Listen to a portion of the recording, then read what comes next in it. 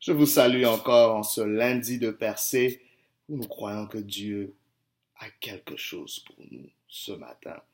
Et le thème de ce matin n'est rien d'autre que quand ta survie devient ton succès. Quand ta survie devient ton succès.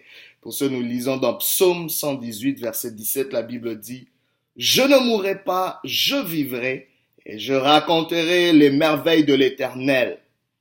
Je ne mourrai pas, je vivrai et je raconterai les œuvres de l'Éternel. » C'est un psaume de David. Quand ta survie devient ton succès.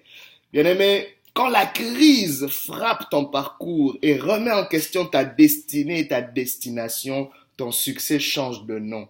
Ton succès devient ta survie. Très important, quand nous lisons ce psaume de David, nous devons comprendre l'auteur du psaume, nous devons comprendre le contexte dans lequel il est en train de l'écrire. Ce roi David, c'est celui qui a vécu beaucoup de tragédies, de revers dans sa vie. À un moment donné, son propre mentor, le roi Saül, cherche à le faire périr parce qu'il est rempli de jalousie. Que fais-tu quand les gens qui doivent normalement te prendre en charge, t'orienter, se mettent à te persécuter? Tout ce que tu as besoin de faire, c'est de survivre. Cela ne finit, comme cela n'était pas assez, comme si cela n'était pas assez, ce roi David se retrouve un moment dans sa vie combattu par son propre fils, Absalom. Que fais-tu quand les gens que tu es en train de nourrir, les gens que tu es en train d'entretenir, les gens que tu as aidés, les gens qui sont sortis de toi, tes propres enfants se tournent contre toi? Tu as juste besoin de le survivre pour réussir. Ainsi David, quand il dit « je ne mourrai pas, je vivrai », donc tout ce qu'il avait besoin dans ces moments-là, c'était même pas d'atteindre sa destination premièrement, c'était d'abord « est-ce que je peux survivre cette situation ?» David se disait en lui-même. Il est important que tu te lèves ce matin, que tu dises en toi-même « je ne mourrai pas, je vivrai ». Je dois survivre cette tragédie, cette situation. C'est juste une étape dans ma vie, mais ce n'est pas la finalité de ma vie. Quand ta survie devient ton succès, c'est vrai, David a eu des difficultés dans sa vie, mais aussi des difficultés qu'il a causées lui-même aussi. À un moment donné, quand il décide de prendre la femme d'autrui, Bathsheba, de sortir avec elle et de faire tuer son mari pour couvrir la grossesse qu'il allait avoir avec cette femme. Des tragédies sont arrivées. Un jugement est tombé sur la maison de David.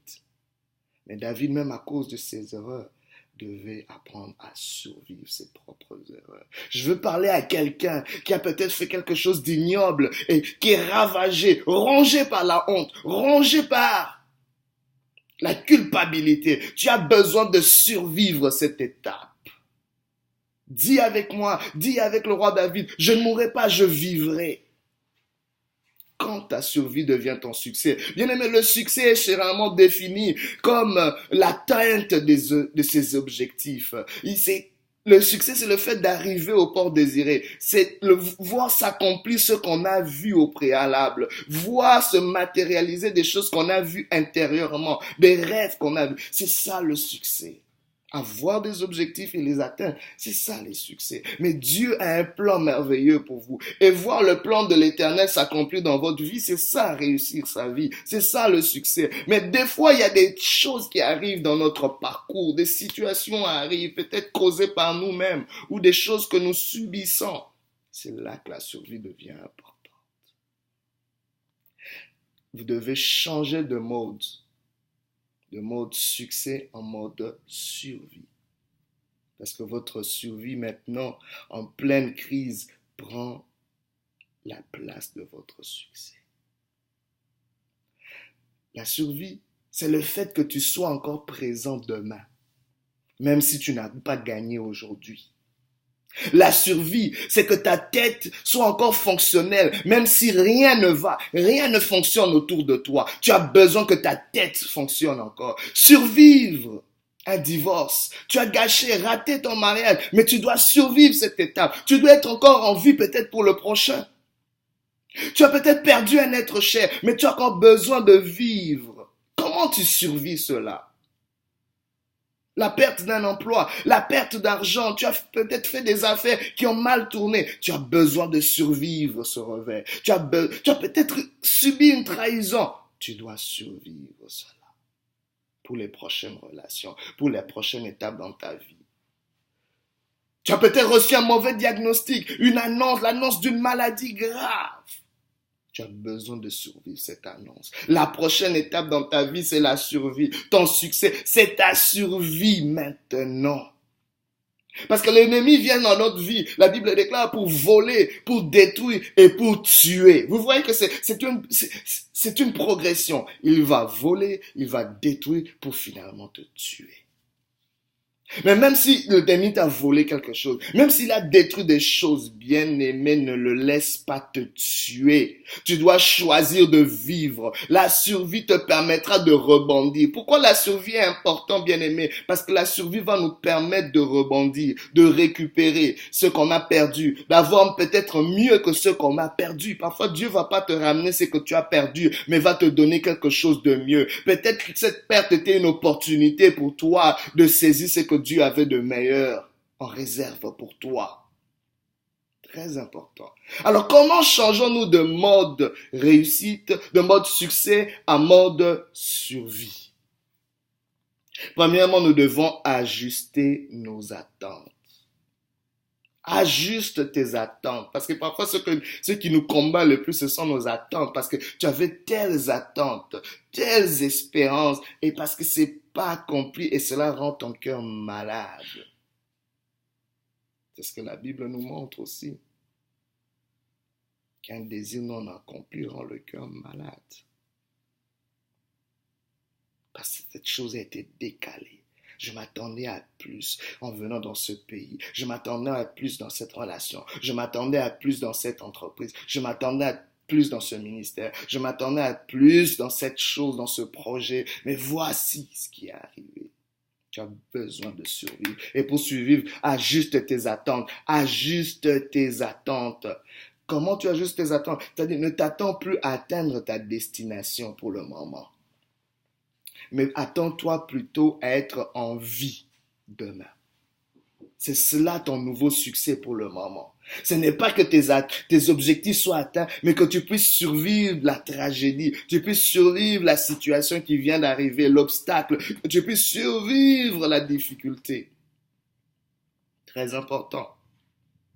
Autre chose, comment tu changes de mode succès à mode survie. Tu fais l'inventaire des dommages. Fais l'inventaire, une évaluation des dommages autour de toi. C'est-à-dire, cette tragédie, cette situation, qu'est-ce que ça a emmené comme dommage? Tu dois faire l'inventaire. Tu dois peut-être te poser la question, qu'est-ce qui est parti et qu'est-ce qui est resté? Qu'est-ce qui me reste encore? Qu'est-ce que j'ai perdu vraiment? Qu'est-ce qui est réparable? Peut-être il y a des choses qui ont été détruites, mais qui peuvent être réparées. Tu dois savoir c'est quoi, sur quoi tu peux encore compter. Qu'est-ce qui est totalement perdu que tu peux plus récupérer? Qu'est-ce qui est encore fonctionnel? Sur quoi ou sur qui tu peux encore t'appuyer. Tu dois faire cet inventaire. Sur qui tu peux encore confiance, faire encore confiance. Ne va pas juste généraliser parce que quelqu'un t'a trahi, que plus personne n'est digne de confiance. Non, il y a toujours un reste que Dieu réserve pour toi. Il y a toujours quelqu'un que Dieu réserve pour toi. Dieu t'enverra toujours quelqu'un pour ta survie. Dieu t'enverra toujours quelque chose pour que tu puisses rebondir. Mais tu dois prendre le temps, fais silence, fais l'inventaire des dommages, évalue les dégâts, évalue l'ampleur des dégâts, évalue ce qu'il y a, ce qui reste et ce qui est parti pour toujours. C'est peut-être le moment qui va t'aider à peut-être mieux faire ton deuil, à réaliser que peut-être ce qui est parti ne reviendra plus. Et ça prend le temps de faire une pause, de faire silence, de réaliser cela, de faire le deuil et puis d'avancer. Changeons nos attentes. Autre chose, on peut aussi se poser des questions comme pourquoi? Qu'est-ce qui n'a pas fonctionné? C'est toujours notre façon de faire, de changer nos ententes. Pourquoi est-ce qu'on est tombé? Peut-être c'est parce qu'on a utilisé les mauvais outils par ignorance. Laissez-moi vous dire que nous ne devons pas utiliser des ressources qui ne sont pas reliées à nous. Parfois, tu utilises, regardez le roi David, d'un moment quand il devait tuer Goliath. On lui avait suggéré de porter les armures de Saül, mais cela n'a pas marché. N'utilise pas des outils que tu n'as pas, avec lesquels tu t'es pas exercé. Utilise des outils que tu maîtrises. Utilise des outils que tu as, des instruments que Dieu a mis déjà en toi. Peut-être tu as utilisé des outils qui t'ont été prêtés. Peut-être c'est le fait qu'il y a eu des mauvaises personnes au mauvais endroit, par imprudence. Laissez-moi vous dire une chose, une vérité, c'est que tu ne peux pas changer ce que Dieu veut corriger. Il y a peut-être des gens qui sont peut-être mal positionnés dans ta vie, que Dieu veut absolument enlever de ta vie, que Dieu veut absolument corriger. Mais tu t'obstines à vouloir les changer. Tu t'obstines à leur donner une troisième chance, une millième chance. Combien de chances vas-tu donner à cette personne pendant que tu sais qu'elle ne changera pas, du moins du moment avec lequel il reste avec toi. Peut-être son changement, c'est le fait de le laisser partir. Il pourra changer ailleurs.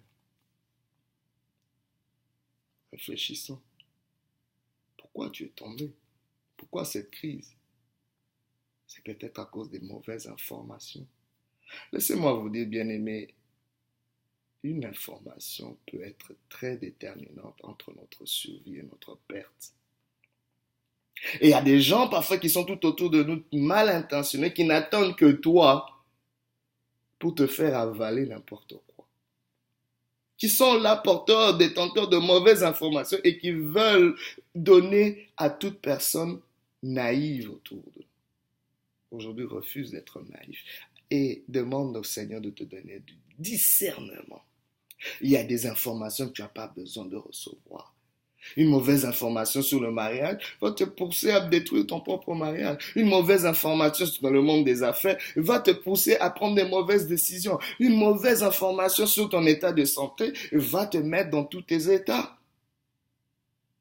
Oui, tu as reçu un diagnostic d'un médecin, mais tu as le droit d'aller demander une seconde opinion. Les médecins peuvent aussi faire des erreurs. Ça arrive.